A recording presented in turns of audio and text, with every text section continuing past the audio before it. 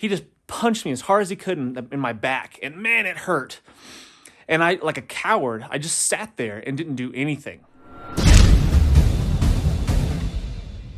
Last night, after finishing up work on this building behind me, I had planned on camping out in the back of the truck here. I was just gonna rough and tough it, sleep outside. It was gonna be about 5 degrees, and it turned out it was a little less than that. It got close to pretty much really close to 0 degrees Fahrenheit last night, but I was gonna tough it out. I was gonna make my meal in the back of the truck here and just suffer a little bit. But I had access to a cabin just down the road with heat, with electricity, with a hot, warm meal I could prepare on the gas-fired stovetop. And I chose to do that. Like a schlub, like some sort of chump, I chose the easy route.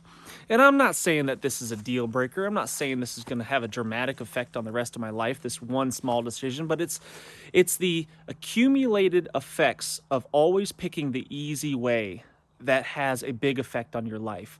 You will never get tougher, you'll never get stronger, and you won't learn from the hardships.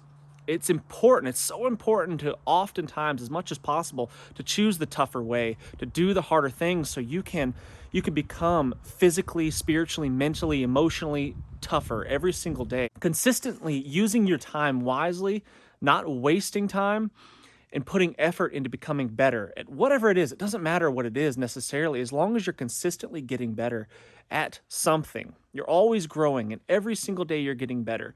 There may come a time in my life when physically I can no longer do the things that I want to do. I can no longer climb the mountains and lift the heavy things. That's going to happen one day in my life, but that's never going to stop me from continuing to get better in any way that I can. I can always mentally get better. I can always learn more. I could be better, and I can stop making excuses for it. We have people in our lives that count on us to solve problems as they present themselves. Our loved ones sleep easy at night knowing that we will take care of any situation that comes their way. And that's why they can sleep so well at night, is because we are there. The temptations of the world are always going to be there to lead us astray. That voice in your head, the good and evil voice inside your head, there's always going to be that voice saying, you've done enough. Take the day off. It's cold outside. You don't need to be out there. And there's always going to be that voice there that tells you to be weak, to be a coward. I spent my youth running away from difficult things. When a challenge presented itself, I turned away and walked away from it, or ran away from it.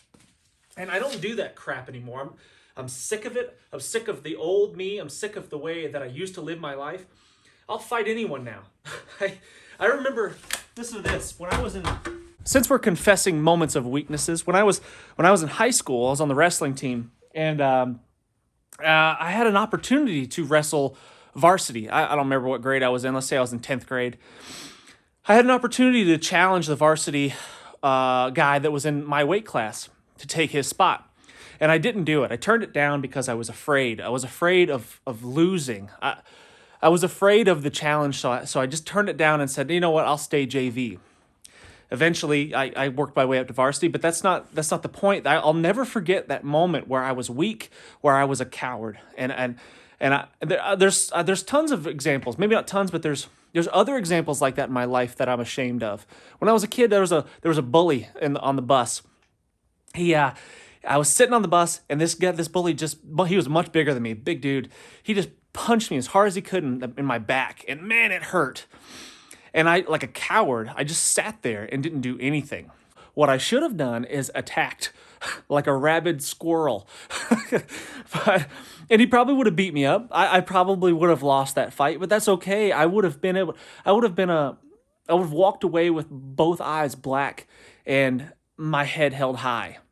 And looking back now that I'm an adult, I don't do that crap anymore. Like, I'll fight anyone. Bring it on. I'll lose a lot, guaranteed. But I won't turn it down. I won't walk away from it. And there's moments like that when I should have slept out in the truck, and I should have been tougher, and I should have mentally not given in to the weakness. Those are the moments in my life that I remember. I remember those because those moments piss me off so much that I won't do it again. And that scar that I've created right there is going to be with me the rest of my life. And it's not like I walk around in guilt all the time because of bad decisions that I've made, but it motivates me, it inspires me sometimes to not be weak anymore. I won't be weak anymore. I'm gonna be the man. I will fight to be the toughest dude on the block. Maybe I won't be. Yeah, I'm not gonna be. There's always gonna be somebody bigger, badder, and tougher than me. But that's not the point. The point is that I'm always pushing and I'm always striving to be better because there's people in my life that depend on it. They need better. They deserve better. And I will be better. I personally feel like our kids are not going to grow up in as easy of a world that we did. They're going to have it harder for various reasons, name it, all of the reasons. And I think that it's important for us to show how disciplined and how hard that we work on name the subject. Whether it's, working out, getting physically stronger, or reading consistently, just becoming more intelligent, more well-versed on whatever it is that we want to learn more about. I don't necessarily feel that it's that important what we are actually working on, as long as our children see us being consistent and working every single day to get better. They see us every day get up, put our boots on, and head out to do the things, whatever those things may be.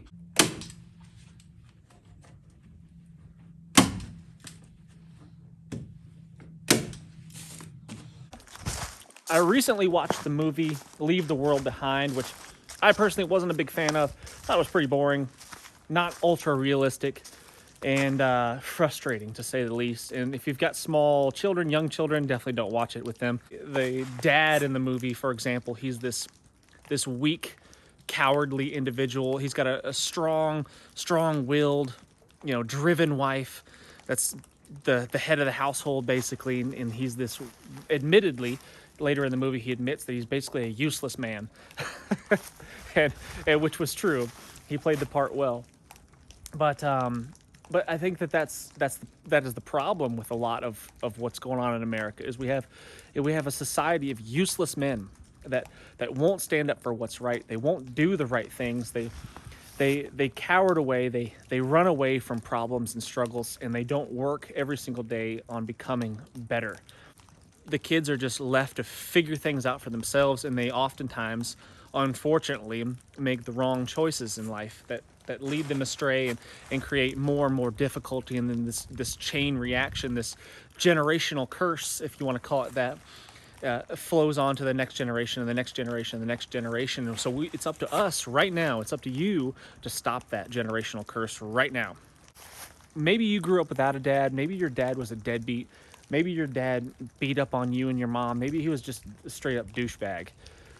Maybe he was weak and cowardly. It's time to stop that right now with your generation, with us. It's time to do something about it. Don't be passive. Don't be submissive. Stand up for what's right. Fight for what's right. Do the right things every chance that you get.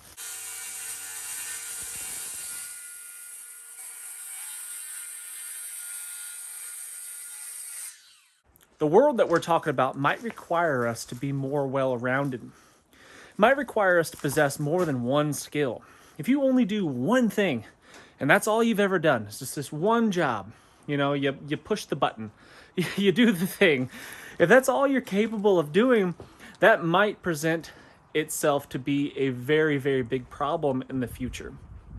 We might have to expand our horizons. We might have to take on jobs such as this. Like, I didn't grow up in construction. My dad wasn't a construction worker. I didn't know how to do any of this stuff. I didn't own any of the tools. But when I moved back to the East Coast, I took it upon myself to learn these skills, to pick up a trade so I could make ends meet and provide for my family. It was not without its hiccups and bumps in the road and mistakes made and all of that. Definitely not, and not without its struggles and hardships. But it's through those struggles and hardships that I became better, and it's through the mistakes, all the mistakes that I made, which was many, that I learned a ton. And now I'm not just a one-trick pony. Not only can I teach somebody very effectively how to do a power clean, but I can also build a house. And I'm not special. There's nothing special about me at all. Anybody watching this video can do exactly the same thing. You can learn new skills, learn a new trade, and become useful in a world that might require you to do something with your hands.